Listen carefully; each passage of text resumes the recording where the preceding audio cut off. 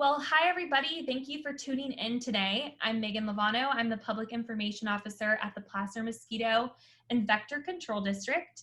And today I'm joined by our District General Manager, Joel Buettner, and also Gordon Patterson, the author of the Mosquito Crusades, a history of the American anti-mosquito movement. How are you both doing today? Hi, Joel. Hey, Megan. Hey, how are you? Hi, thanks for being here. I'm excited to have you both here, and we're going to be talking about our history, but also this is a conversation that we're having because it is our 20th year anniversary this week. So we're celebrating 20 years of protecting public health in Placer County, which is pretty amazing. So yeah, thank you both for being here. We're excited to continue to serve our county, and we wanted to take this opportunity to dive into its history, which is why we invited Gordon to help lead this conversation. Placer County is one of the most remarkable places in all of the world in some sense because of what happened there and the development of mosquito control. So it's an honor and a pleasure to get to spend a few minutes talking about one of the best places in California. What prompted you to write your book, The Mosquito Crusades? Well, I'd written an earlier book called The Mosquito Wars, which was about the development of mosquito control in Florida. Florida at the beginning of the 20th century was a pestiferous place. In fact, when Florida came up for statehood in 1845, Congressman Randolph said that nothing good could come from Florida except for alligators, swamps, and mosquitoes, and voted against making Florida a state. And our first flag in Florida had 3 words on it, which were "Leave us alone." And I think they were referring to the pestiferous nature of mosquitoes. The part of Florida I live in, east central Florida, was at one time called Mosquito County, simply because there were more mosquitoes here than probably any sensible human being would ever want to come. So I wrote that book, and I was fascinated by what was happening in California. California, I did my doctorate at UCLA, and I have some family connections in California. California is such a complex place in which there are so many different ecologies and so many different challenges that I went to work on this project, and it proved to be even richer than I anticipated. The story of what happens in California is really the story of a remarkable group of men and women who dedicated themselves to looking both at the pest mosquitoes, but initially, at least in Placer County, at what were the disease-bearing mosquitoes, Anopheles mosquitoes, who were the vectors of malaria. So that was an intriguing avenue. So Gordon, in your book, you talk about a malaria epidemic back in 1833 in the Sacramento Valley. Can you tell us a little bit about that? And was that really what started the mosquito movement in Placer County, or were there other things? The malaria outbreak in 1883 devastated the Native American population. And the actual origins of that is probably, at least according to the literature, goes back to probably some Hudson Bay trappers that came down to California in 1830, 31, 32, and probably moved as the most efficient vectors of the disease from one area to another, leaving behind the parasites, which form, the basis of the malaria transmission cycle. The native population was devastated in 1833, and the estimates range all over the place. From 5,000 to 20,000 Native Americans died. Wow. This process was one which would be amplified in the late 1840s with the gold rush. And again, the spreading of the vector was there, Anopheles friborni, but the human beings moving from place to place, looking for that nugget of gold, brought with them a sizable nugget of misery, intermittent fevers, as it was called. Absolutely.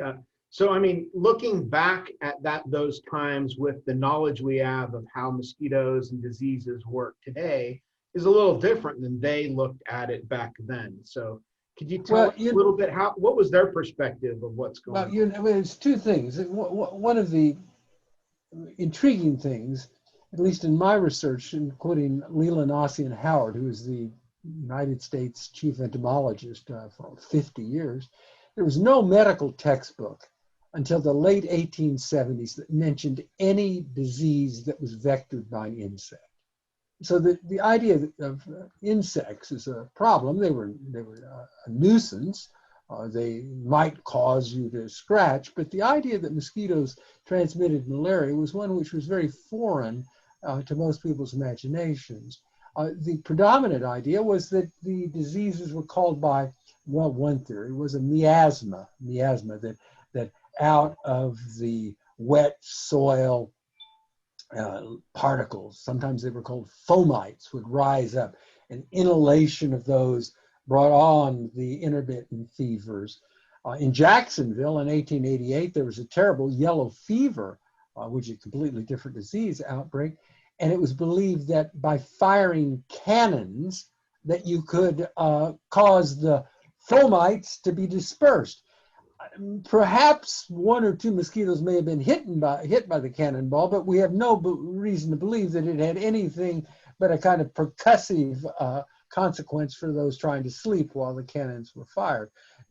California was a little better than that. Nobody fired cannons, but there were a variety of beliefs that eating watermelons caused you to get malaria, or drinking stale beer would cause you to get all of those things are, of course, nonsensical. It's not until 1897 that Ronald Ross, part of the British Medical Expeditionary Force in India, determined the avian malaria cycle, and then the Italians, Grassi in particular, identified the human transmission. So it's not until the late 1890s, and then still and this is interesting to me, for more than a decade, there was resistance to the mosquito a theory of the transmission of malaria. And in fact, in Placer County, in Penryn and Loomis, there were some people that threatened Professor William Herms, who came there in 1909, 1910, threatened him because he was around telling people that, you can do something about this if you control the mosquitoes. So yeah, so the mission of scientists to convince people to understand some of those concepts is not a new occurrence at all. Oh no, I in some sense, with what I call gently the mask hesitancy of some in the 21st century is a very much an echo of the hesitancy of people in Penryn and Loomis and Oroville and other places, and down in Kern County, where they were having a terrible malaria problem at the beginning of the 20th century. In that, if you look at the malaria rates of what we in the Southeast call the malaria belt that runs from the northern part of Florida through Alabama and Mississippi, the incidence rate of malaria in Penryn was higher than Mississippi at the beginning of the 20th century. So you all should be talking with a drawl and develop a more southern accent and say, y'all come, because the mosquitoes certainly were there. Right. So in your book, you talk about Harold Gray, who helped Herms kind of implement some of his early efforts.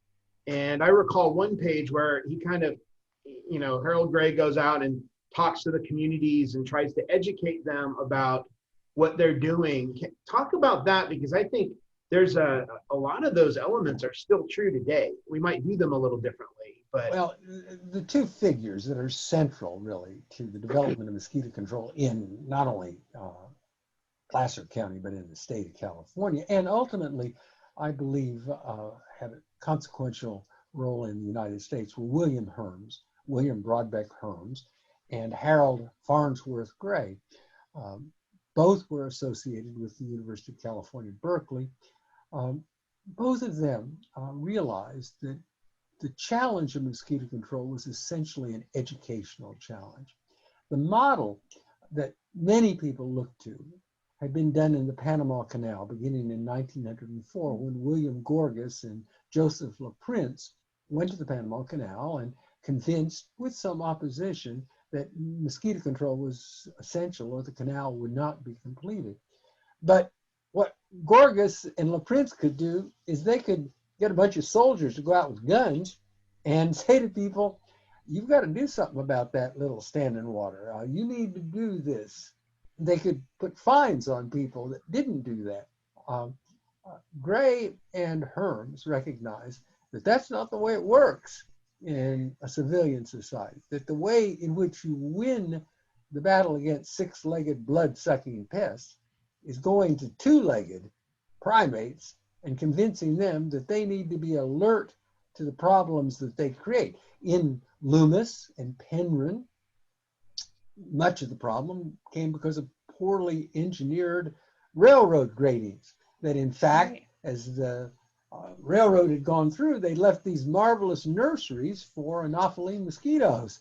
And that by correcting this human-made problem, then people's health and well-being would be a lot more protected than simply by wagging your arms and saying nothing can be done about this.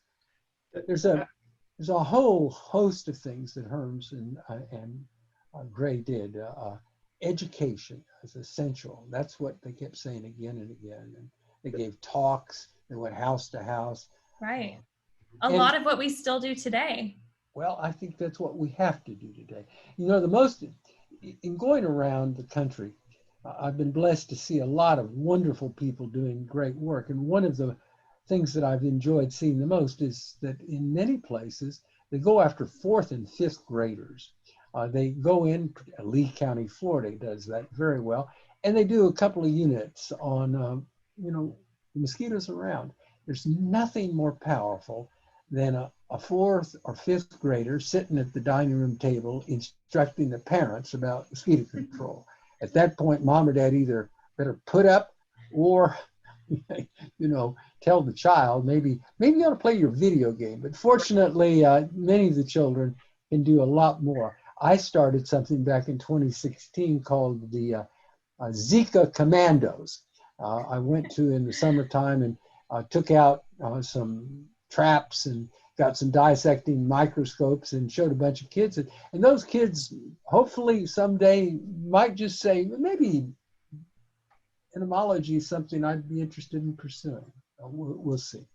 They may keep it. They may keep it. Yeah. That's one of our favorite age groups that we work with as well. We have a school outreach program called the What Bugs You School Tour, and it's fun. And those kids are totally engaged. And through this time of being during COVID, where we can't go out and be in person with them, we've actually moved over a lot of our content to a digital platform.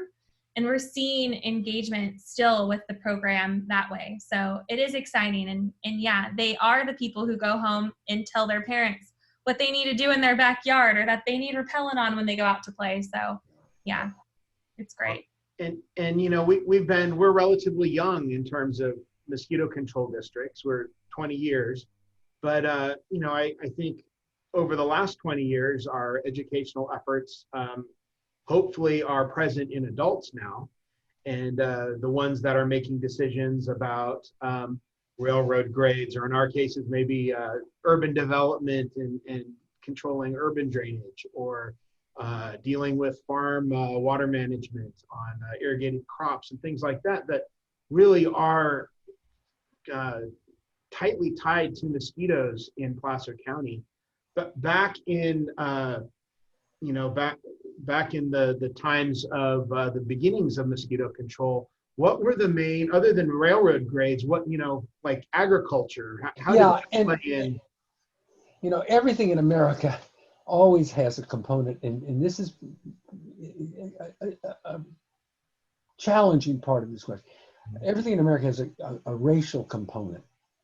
And one of the things that happened in Penryn County was that after the initial search for gold, in the 1870s and 1880s, some of the most wonderful oranges and mandarins imaginable began to be established as groves. And the initial laborers in those groves were soon replaced by Chinese and Japanese Americans. And unfortunately, in the 1890s, there was as we see again today, a strong prejudice against Asian Americans. And in fact, it was believed that Asian Americans were able to resist malaria, that they would do work that others would not do. And so one of the things that you'll find in the literature, it's very, very sad when you read these documents, is that people say, we've got to do something so that there can be white workers in the groves. And Herms was very much not of that ilk, but one of the things that did mitigate in favor of taking action against the mosquitoes was this what I would think has to be described as prejudicial attitude of people. So it's a very mixed story. I found in some documents about the Carolinas once where there was a terrible outbreak of malaria in the African American community. And the state health officer just simply said, well, they don't pay enough taxes for us to do anything out there. So, as a historian looking at this, mosquito control, I mean, it is in many respects a triumphant story of we have reduced the threat of these terrible diseases, debilitating diseases. Yet the story of the way in which public health dollars were spent, the motivation for those things, is one that is as vexingly complex as anything in American history. Yes. And that's one of the things that today your district is better than it was 100 years ago, because you educate every citizen and care about every person, and that's absolutely the story. yes, Right. It is. Absolutely. And it's so interesting to hear, at least in my mind, that history does in fact repeat itself. I mean, there's so many parallel stories or connections of the story you brought to our attention again 100 years later that are very relevant now. Another one of those elements is technology. I know for me, having been in mosquito control for a while, it strikes me, lots of things are just not any different. Like, they drained water to manage mosquito habitat. They, I think there was even reference to some sort of fish or other things that eat mosquito larvae, and they use oils to, smother the larvae. A lot of those things in principle are very similar. Some things have differed, but could you talk about like the technology and the innovation that came along with the development of mosquito control? Sure, and you're absolutely right.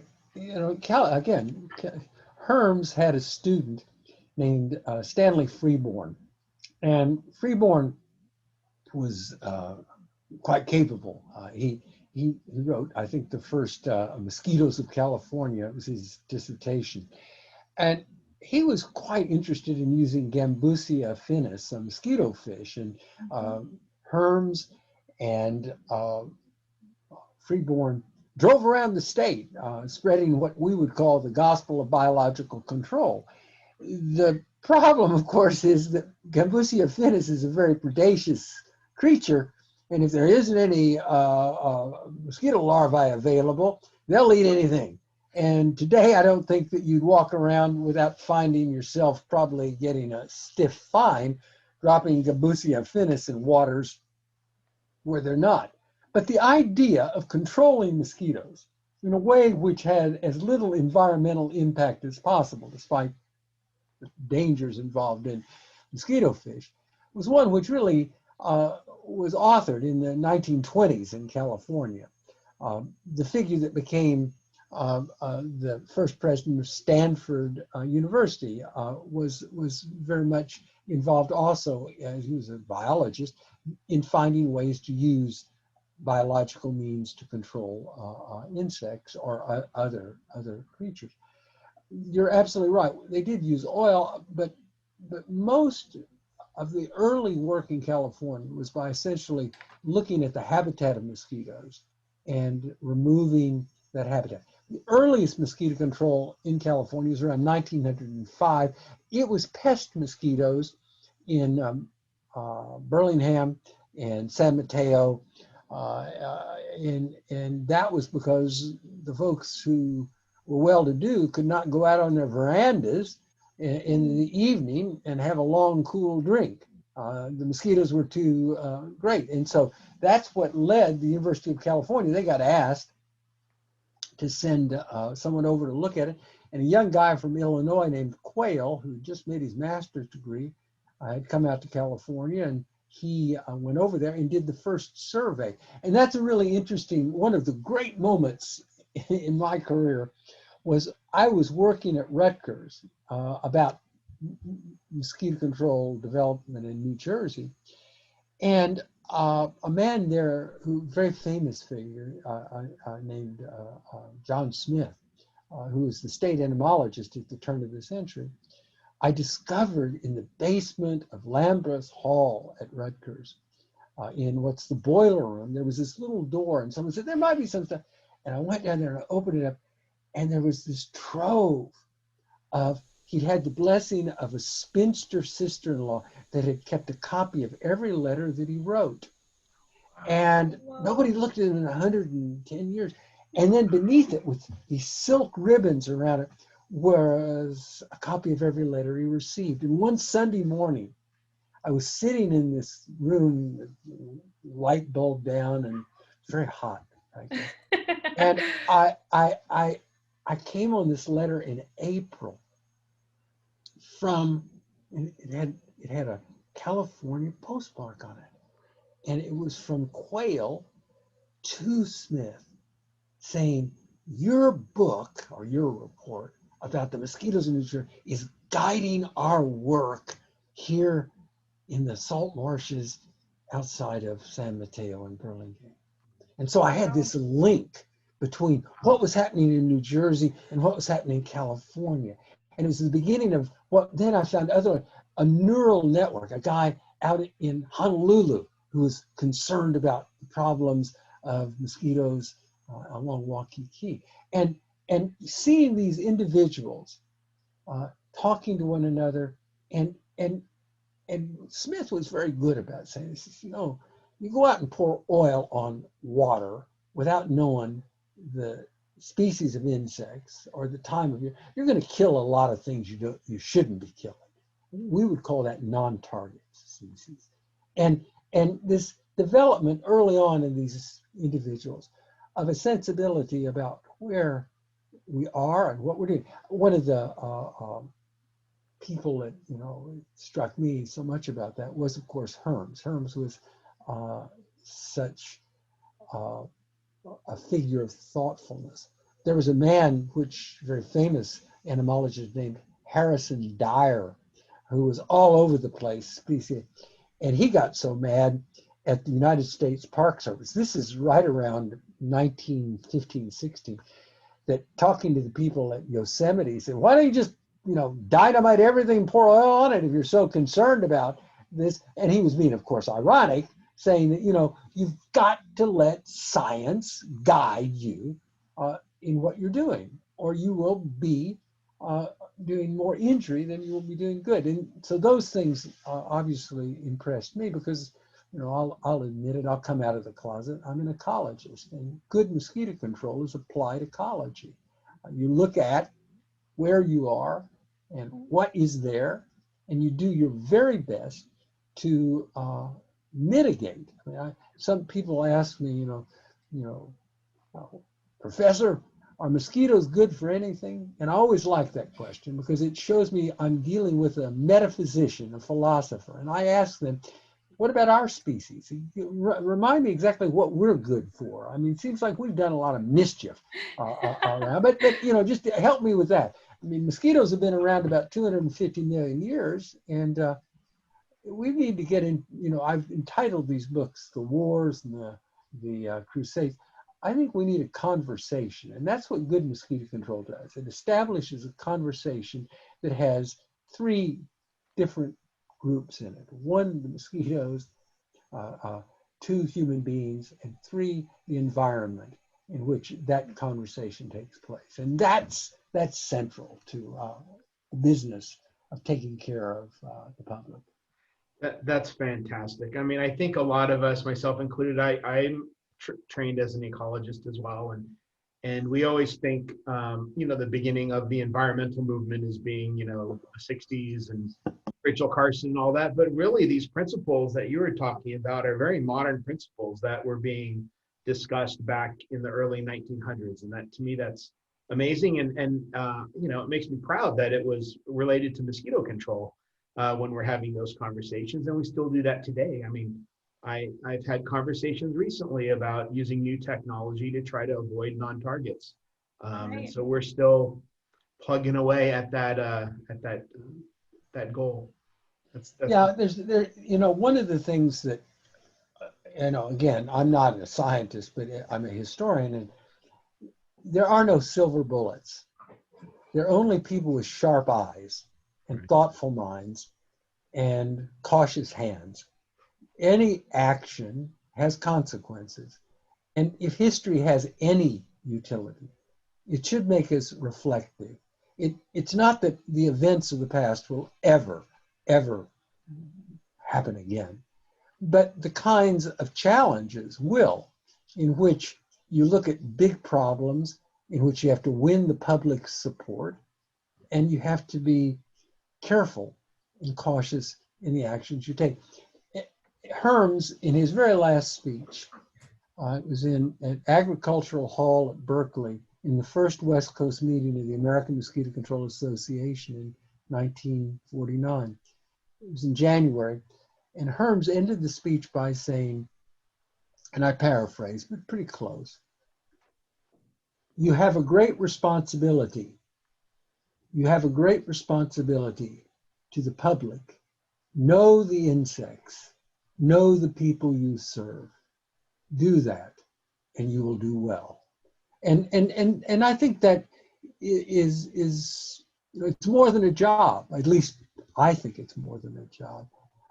And that's why you start out with those fourth and fifth graders, and then you talk to their grandparents.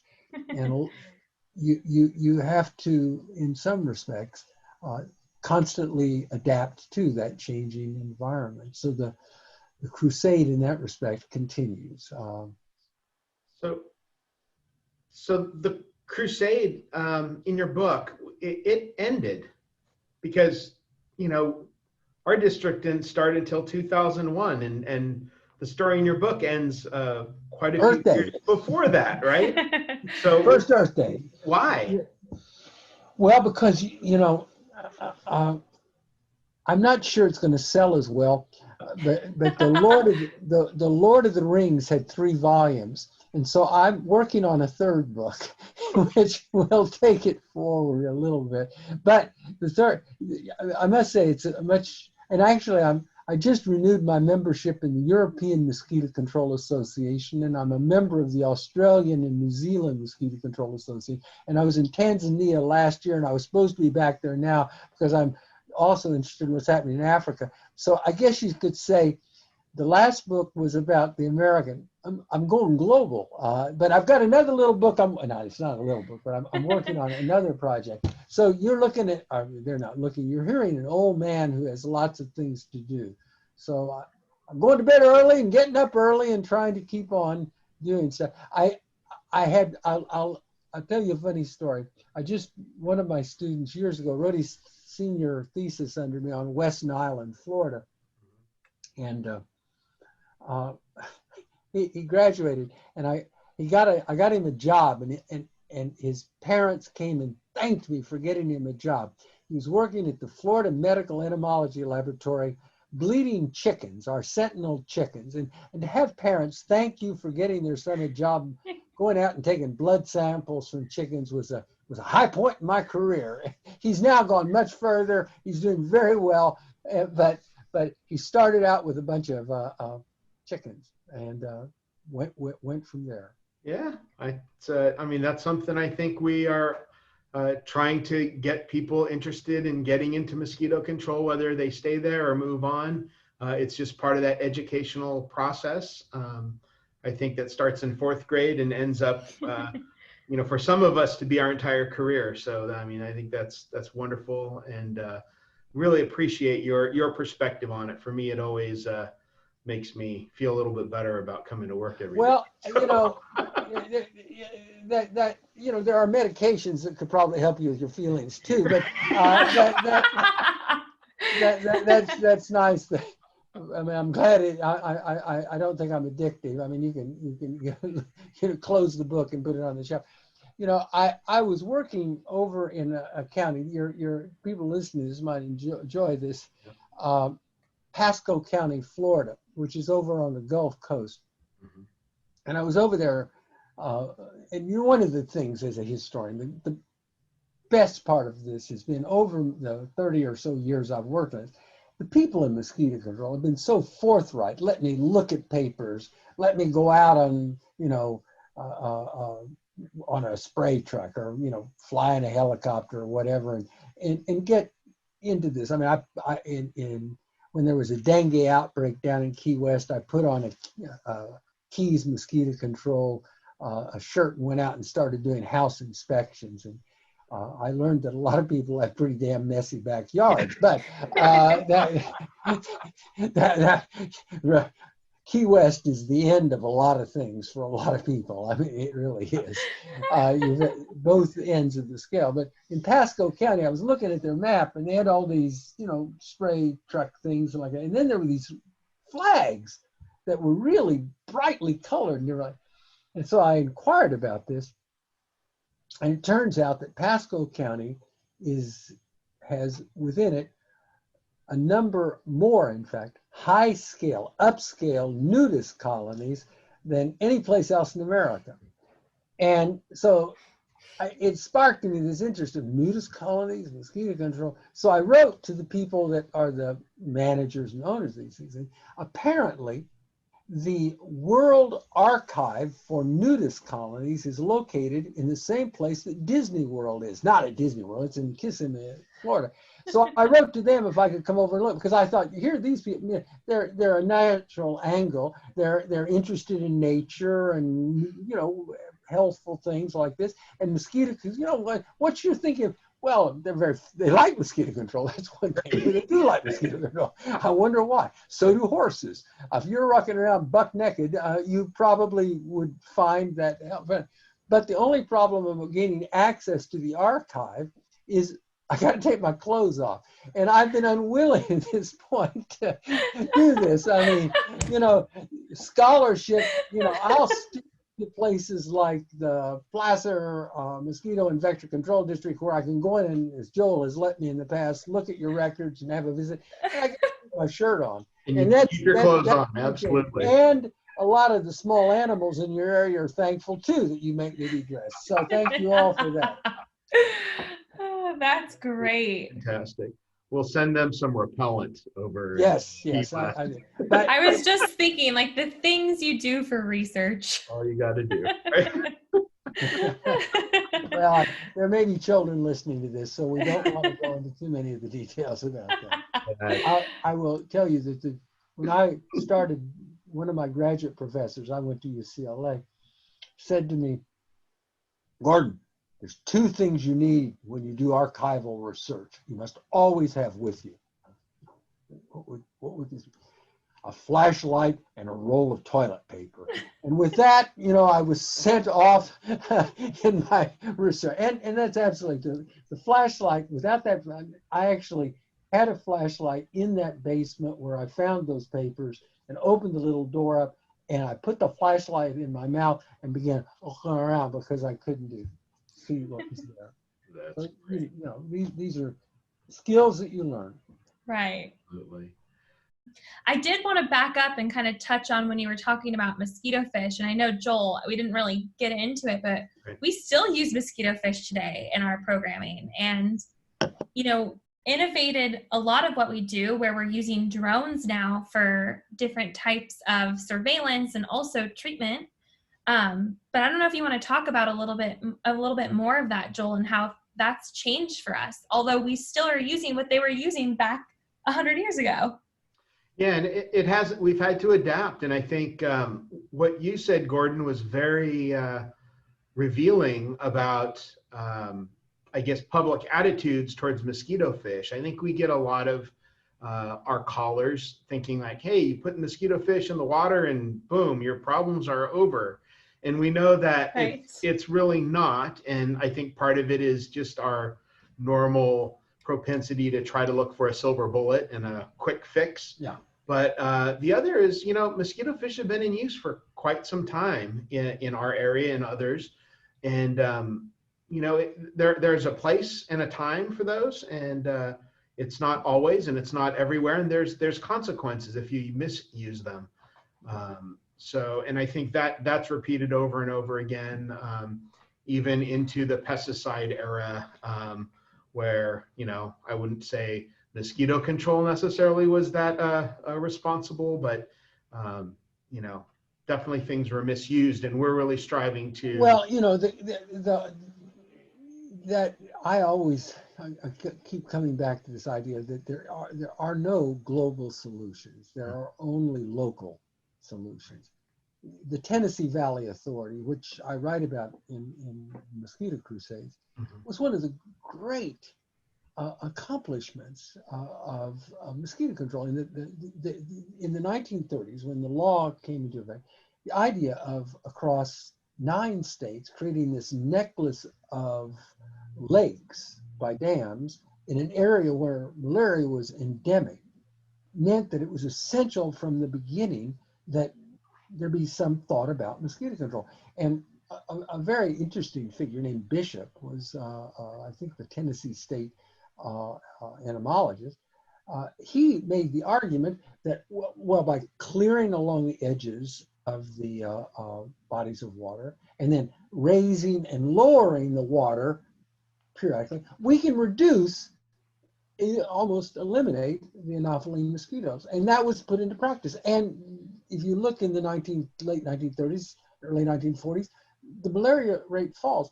Then in 1945, the War Production Board releases DDT for civilian use. So they abandoned this approach that had worked and assumed a chemical approach, which meant that by the early 1950s, resistance had become a major problem.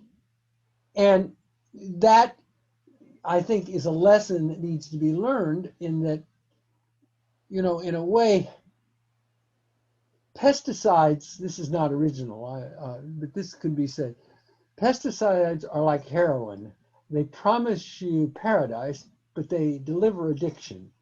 And you need, as I know Placer County does, chemicals are expensive. They're only, to be used in certain circumstances. There's no simple spray solution to anything. You need an integrated system which looks at the available tools in your kit, the problem you face, and then you take action. It's one thing if you have, down in Miami, when we had 165 cases of Zika in Miami-Dade area, no one knew what would happen next, because the mosquito, Aedes aegypti, they're out in my backyard, how this could spread.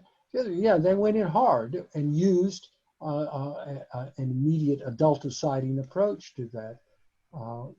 But longer term, with Aedes aegypti, there are much longer term solutions by simply sanitation, emptying the receptacles around your house, cleaning out your gutters, things like that. Educate people, because that particular mosquito doesn't fly very far. And there it becomes, you are your neighbor's keeper. Your neighbor you take care of, and your neighbor can take care of you. And that's why I had my little Zika patrols, commandos, because I thought they could, get out there and do some stuff and make a difference. And so they did. Zika is how stories develop in your own life. You almost feel like there's a thread. The man who discovered the Zika virus was named Alexander Hadow. It was in 1947. He was in Uganda not far from Entebbe in the Zika forest in this tower. You can go to look at that tower now. And it was 4 years before there was a human identified case in 1951. And then between 1951 and 2006, there were only 14 clinically diagnosed cases on the entire planet, 14. And then on Yap Island out in Micronesia, it broke out. And I began to look at airplane tourist routes. We were the biomagnifier. Human beings moved with the virus. And then you get an Easter Island, and then you have the explosion in 2016, and maybe 1 million cases in Brazil. A really fascinating story. But the poignancy of this was, my father, who died in 1998, his doctor was Alexander Hadow's son. And so that connection, and his name is Alistair Hadow. Alistair Hadow's son became a medical entomologist. And Wow. and was involved in the first instance of which he and another fellow discovered when they came home from Africa that Zika is unique in that it can be sexually transmitted. And one of the wife of his friend contracted Zika. Oh, wow. And that was, and that's there are about 500 or 600 different viruses we know about that are arboviruses that, we need to be thinking about what happens next. And that's why being alert is always good. When you get to be, I'm 72 years old, and my physician is a sweet man, brilliant guy. Occasionally he'll say, well, don't worry, Gordon, you're just, losing a little bit of your edge. And I'll say, look, Mark, the edge is all I've got. and that's how mosquito control. We got to keep our edge. We got to keep our sharpness. We can't ever get self-satisfied.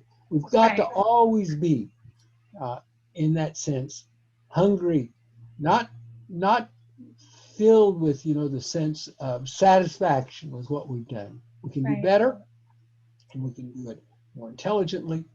We probably can do it in a way which is environmentally sounder. And we always can do it better when we have a public that is supportive and understands that there are no, magic wands that can be waved, that we're all in this together, from chimpanzees to giraffes to alligators and hogs, and yes, from mosquitoes and human beings. All one big group. And we all have to be thoughtful about that. And we can do it. And I think mosquito control in many places is doing it well. I do have one last question I thought I'd ask both of you before we completely sign off. I know we're kind of running out of time here, but we're celebrating our 20th year anniversary, like I mentioned earlier. But where do each of you see mosquito control going in the next 20 years, both on a local level and on a global level? Well, I can take that. I see it continuing to be a locally defining our local issues and coming up with innovative solutions to do a better job. And that can be better at, making it easier to accomplish mosquito control and environmental protection and public health protection. It could mean finding new ways to attack the mosquito problem that we haven't yet used or even know about. Moving forward, I think we have to be more alert and aware of what's going on outside of our borders of our county or our cities, because as Dr. Patterson mentioned, we are in a global situation. It's a global community, and what happens on Yap Island can affect us here very quickly. So we need to be ready for that, and we have to build the capacity and the ability, the resources to adapt to things that we don't know about yet. And I think that's the hardest one. And then finally, we need people, our public, to understand the basic concepts and the goals that we have in order to protect them, to protect all of us, so that we have some allies in that effort. Yeah, I agree entirely. I mean, and you know, to ask a historian about what's going to happen in 20 years, that's called astrology. You know, I don't know. I I would be less than honest if I didn't say I have concerns. We've become so partisan, so prone to look at one another with distrust, unwilling to be helpful. At the University of California, Davis Law School, I don't know if you've ever been to that part of the campus. Davis is a place I've done a lot of work at. In front of the law school, there's two statues. They look like oval heads with eyes and a mouth, but they have no ears. And it looks like they're shouting at each other. And I used to walk by that law school and think, that's pretty good. You know, teach young lawyers that maybe we need to have the ability to listen, and that's a work of art. I'm afraid that those statues are oftentimes in my mind when I go to a meeting. I was in a meeting on a completely different, so in my town's city hall meeting about fluoridation, and a number of people very adamantly opposed to the use of fluoride in drinking water, and about 20 dentists appeared speaking about the benefits. And one of the things that is troubling is the unwillingness of people to take science seriously. And, you know, people will say, well, that's your opinion. And the person says, so it's not my opinion, this is the data I have, and this is the grounds upon which I'm building my argument. And if my data is incorrect, then I'll and that kind of oppositional tone, I fear in the next 20 years is going to be out there. And that's one reason why I'm a historian. I mean, I hope they're not selling like hotcakes, but I hope that by writing, but the writing of a book, frankly, is the entree into being able to give a talk. I'll give a talk in just an hour to in another video about mosquitoes, and I think that that's something I can do.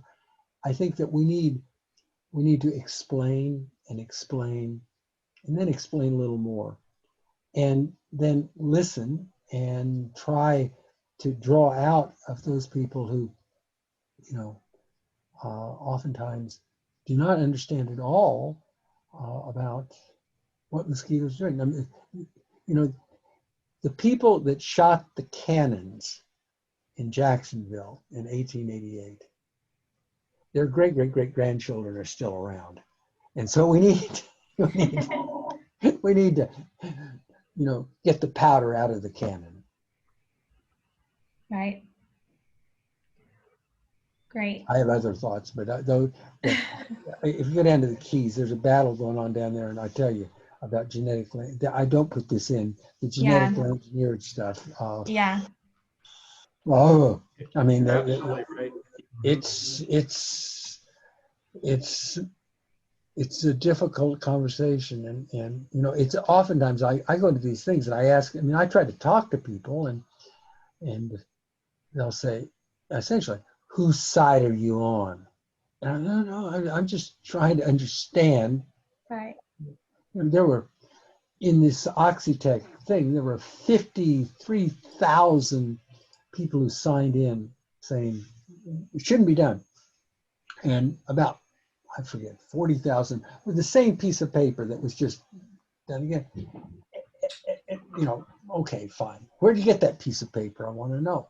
What's the basis of it? So you all got to go home, and I've got to go to my next thing. But it's been a pleasure to get to chat with you all, and I hope I didn't prattle on too long. No, absolutely not. I think it was a great conversation. I'm so excited about this, and we really appreciate your time, Gordon.